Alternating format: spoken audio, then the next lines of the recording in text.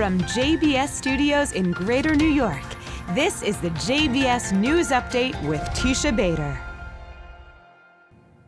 I'm Teisha Bader with the JBS News Update for Tuesday, October the 31st, 2017.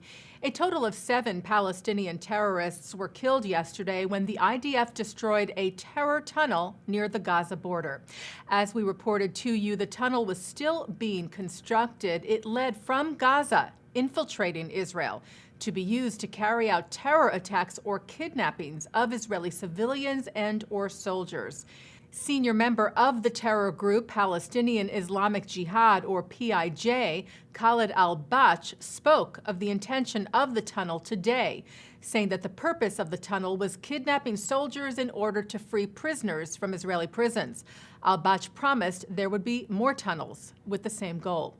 Israel recently located the tunnel using advanced technology and yesterday set off a controlled demolition, destroying it. 5 Palestinians, including 2 senior commanders from the PIJ who were working in the tunnel, were killed as a result of the detonation, as well as 2 members of Hamas who reportedly went into the tunnel to rescue them. Today, several Hamas officials threatened revenge, including Ismail Haniyeh, who leads the terror group, promising that there would be blood for blood. IDF Chief of General Staff Gadi Eisenkot warned terrorist groups in Gaza today that any response or violation of Israeli sovereignty will be answered with determination and in a forceful and clear way, as we did yesterday. Eisenkot said the IDF's actions removed a threat against Israelis, and that was the goal.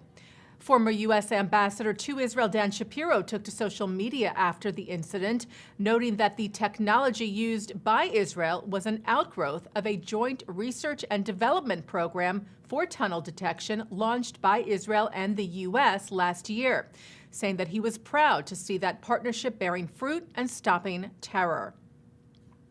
And Israeli Prime Minister Benjamin Netanyahu addressed the tunnel's destruction today, speaking at a ceremony in Beersheba, which paid tribute to Australian and New Zealand soldiers who helped liberate the city from the Turks during World War I. Netanyahu warned those who seek to harm Israel. We set out a simple policy. We seek peace with all our neighbors, but we will not tolerate any attacks on our sovereignty, on our people, on our land, whether from the air, from the sea, from the ground, or below the ground. We attack those who seek to attack us. The ceremony today marked 100 years since the historic Battle of Beersheba and was attended by Australian Prime Minister Malcolm Turnbull and New Zealand Governor-General Patricia Reddy. The IDF is investigating an incident today in the West Bank, which appears to have been an attempted car ramming. According to the IDF, a Palestinian vehicle suspiciously approached Israeli troops who were stationed near the village of Nabe Saleh, just north of the Jewish settlement of Chalamish. The soldiers said the car accelerated towards them and they perceived the vehicle as a threat, firing towards it and calling for the Palestinian driver to stop. When the calls were ignored, the soldiers shot the vehicle 4 times. The driver was hit. He was taken to the hospital where he was pronounced dead. His sister was injured in the shoulder and taken to the hospital for treatment. Germany's National Railway today defended its decision to name a train after Anne Frank. Deutsche Bahn had asked for customer suggestions for a fleet of new super-fast trains, and the teenage diarist's name was one of 25 selected. The Anne Frank Museum in Amsterdam said they acknowledged what they said was likely a good intention on the part of Deutsche Bahn, but they said a combination of Anne Frank and a train conjures up the image of persecution of Jews and deportations during World War II. They said this association is painful for people who experienced the deportations and leads to new pain for people who have to live with the consequences of persecution. Anne Frank was arrested with her family in Nazi-occupied Amsterdam and deported by train to the Auschwitz death camp in 1944. She died several months later in the Bergen-Belsen concentration camp.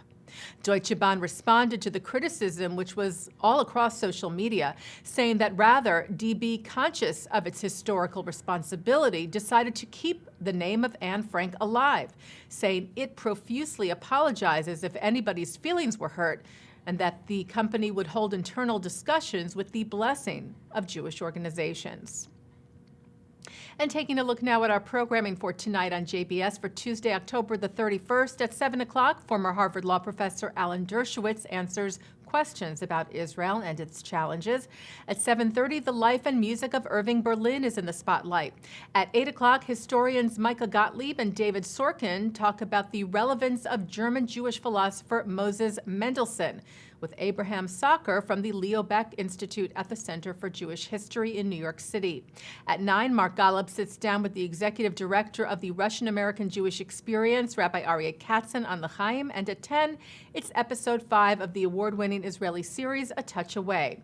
And coming up right after this newscast tonight at 6:30, an up-close look at one of the stories we reported to you about yesterday, the continuing issue of an egalitarian prayer section at Jerusalem's Western Wall. Executive Director of the Jewish Agency, David Breakstone, was on the tour of Robinson's Arch yesterday, given by Israeli Minister Tzachi Hanegbi. He'll share his thoughts with me on tonight's In the News. And that's the JBS News Update for Tuesday, October the 31st, 2017. I'm Teisha Bader.